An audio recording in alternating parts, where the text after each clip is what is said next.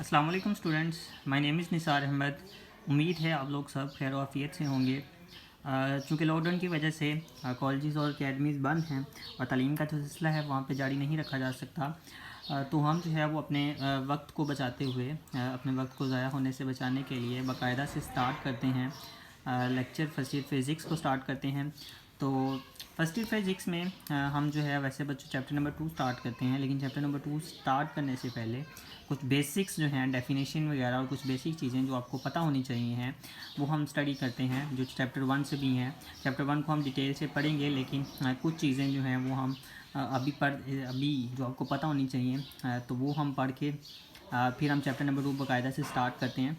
तो हम स्टार्ट करते हैं बच्चों फ़िज़िक्स की डेफिनेशन से। तो जो वर्ड फ़िज़िक्स है ये डिराइव किया गया है फ़िज़िक्स से, ठीक है, वर्ड फ़िज़िक्स से। और फ़िज़िक्स का मतलब होता है नेचर, कुदरत, ठीक है बच्चों।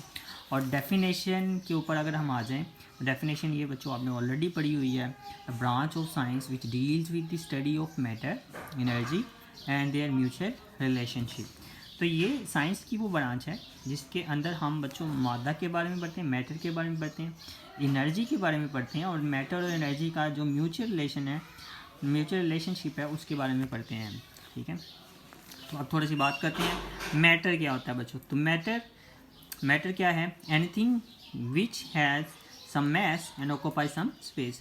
कोई भी चीज़ जिसका कुछ ना कुछ मैस हो और वो कोई ना कोई जगह ऑक्यूपाई करती हो, जगह घेरती हो, तो उसको हम मैटर कहते हैं। तो अपने इर्द गिर्द आप अपने इर्द गिर्द देखें, जितनी भी चीज़ें आपको नज़र आ रही हैं तो उनका कुछ ना कुछ मैस है और उन्होंने कुछ स्पेस ऑक्यूपाई की है, तो वो सारी की सारी मैटर है।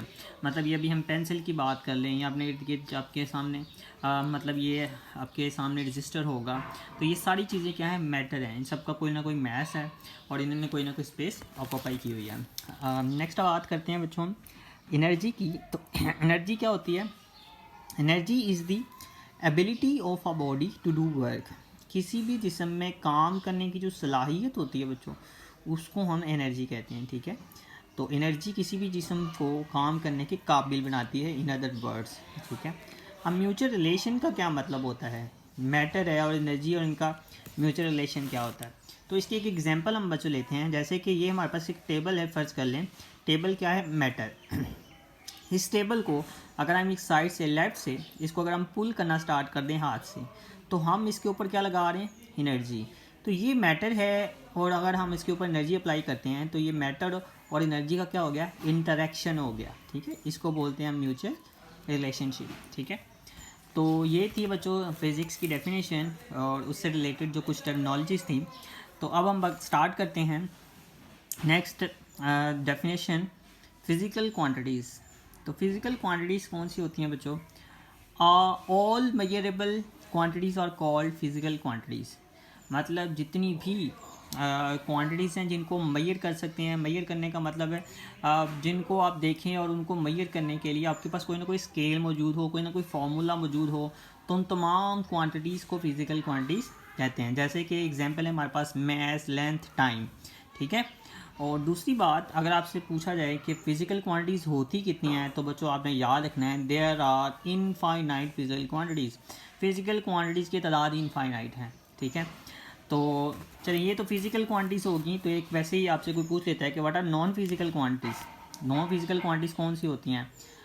तो नॉन फ़िज़िकल क्वांटिटीज़ के बारे में बच्चों आपने याद रखना है कि जिनको मैयर नहीं किया जा सकता, और जिनको मैयर नहीं किया जा सकता उसकी एग्जांपल क्या हो सकती है हमारे पास?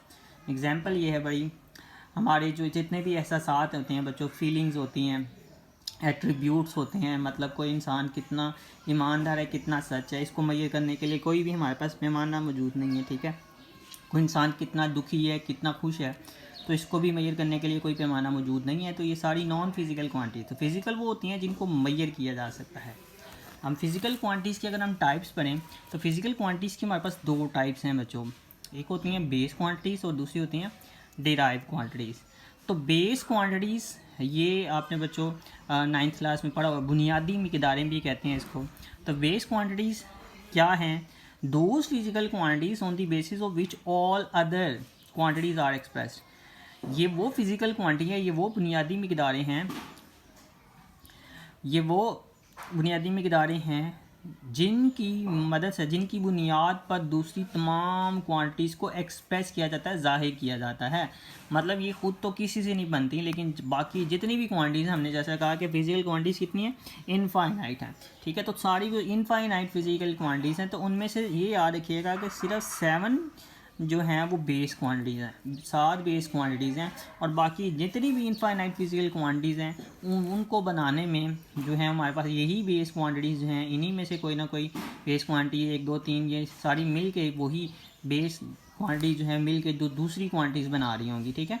सो ऐसी फिज़िकल क्वांटिटीज़ जिसकी बुनियाद पर दूसरी क्वांटिटीज़ को एक्सप्रेस किया जाता है, ज़ाहिर किया जाता है।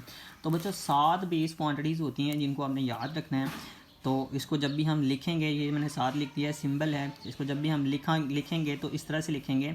तो ये 7 फिज़िकल क्वांटिटीज़ कौन सी हैं?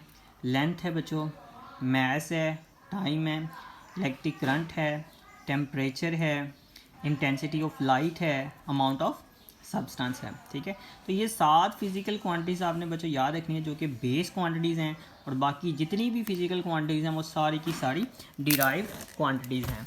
अब वो डिराइव क्वांटिटीज़ क्या होती हैं इसको देखते हैं बच्चों हम।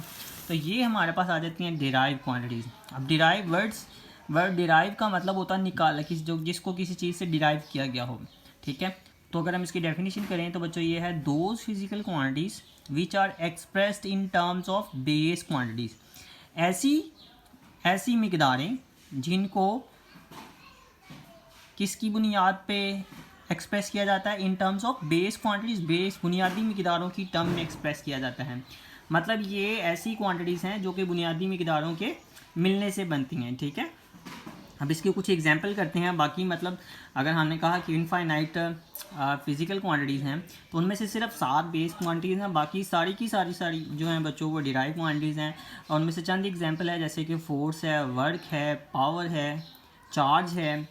तो अब हम देखते हैं कि कैसे ये हमारे पास फोर्स है, फ़र्ज़ कर लें तो फोर्स एक डिराइव क्वांटिटीज़ है। अब ये डिराइव क्वांटिटी कैसे बनी हुई है बेस क्वांटिटी से मिलके, तो एक छोटी सी एग्जांपल करते हैं, बाकी भी सारी ऐसी इसी तरह से की जा सकती हैं। तो इसको समझने के लिए हम ये करते हैं बच्चों कि ये फोर्स है, फोर्स का फॉर्मूला ये होता है, force is equal to ma।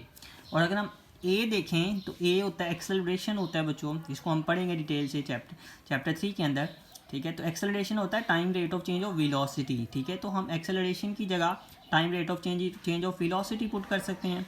और फिर फर्दर वेलोसिटी जो होता है it is time rate of change of displacement, ठीक है। ये displacement time rate of change of displacement होता है। अब डिस्प्लेसमेंट का मतलब होता है लेंथ, ठीक है बच्चों, लेंथ, और ये हमें पता है टाइम है। अब लेंथ मतलब जहाँ पे डेल्टा डी लिखा हुआ है हमने तो वहाँ डेल्टा एल भी लिख सकते हैं। तो हम डेल्टा वी की जगह जब इसको पुट करते हैं delta L over delta T, तो हमारे पास कुछ ये हमारे पास एक्सप्रेशन आ जाता है। अब ये जो डेल्टा टी है इसको हम अगर नीचे ले आएँ तो हमारे पास देखें बच्चों फोर्स जो है उसको हमने जो है वो कन्वर्ट कर लिया बेस क्वांटिटीज़ में। देखें तो ये फोर्स है, इसके अंदर मास है, लेंथ है और ये टाइम है। तो मतलब जो फोर्स है वो इन बेस क्वांटिटीज़ के मिलने से बन रही है, ठीक है। तो इस तरह से ये जो फोर्स है वो इन बेस क्वांटिटीज़ के मिलने से बन रही है, तो इसलिए इसको हम क्या नाम देंगे, डिराइव क्वांटिटी, ठीक है बच्चों। तो नेक्स्ट लेक्चर से पहले आपने बच्चों क्या करना है, इस लेक्चर को अच्छे से रिवाइज़ करना है। तो अपना बहुत सारा ख्याल रखिएगा। अल्लाह हाफिज़।